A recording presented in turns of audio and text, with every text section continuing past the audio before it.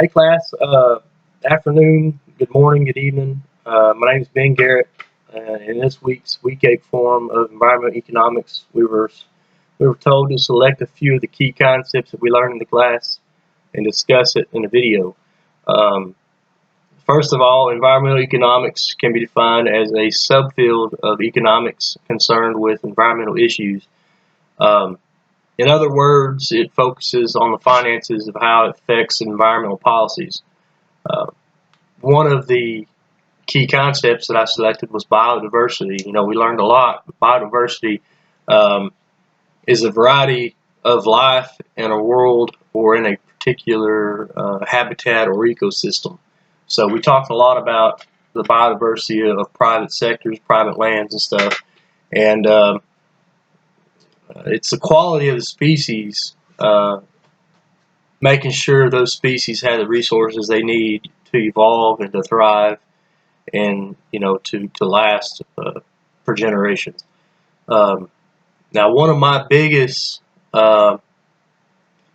values, I guess you could say, is being a good conservationist.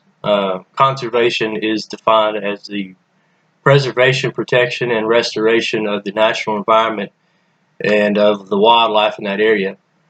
Having a good conservation approach will not only preserve the species, but it'll allow them to be around for generations and for futures to come. So, um, I'm a father of 4 girls, so I would love to be able to see them be able to go hunting and fishing and see the wildlife out in nature, whenever they get, my age.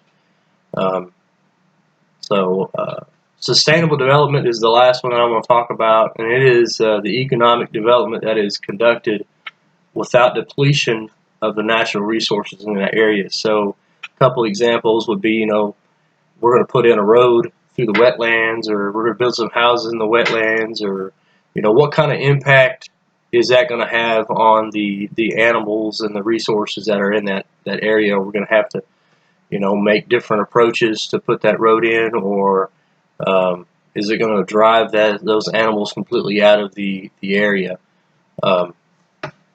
Another example, something that I was very involved with was not involved, but something that I saw on a yearly basis, I guess you could say, is when I was stationed in Alaska. I used to go up north and go caribou hunting a lot, and the Alaska pipeline that runs from Prudhoe Bay all the way down to Valdez. When they developed that pipeline, they put it above the ground. One for earthquakes. There's a lot of earthquakes in Alaska, and another one is to promote or to prolong the migration routes for the caribou. They were able to pass underneath it instead of going around it. So that was a good development plan, sustainable development plan that they had at the time.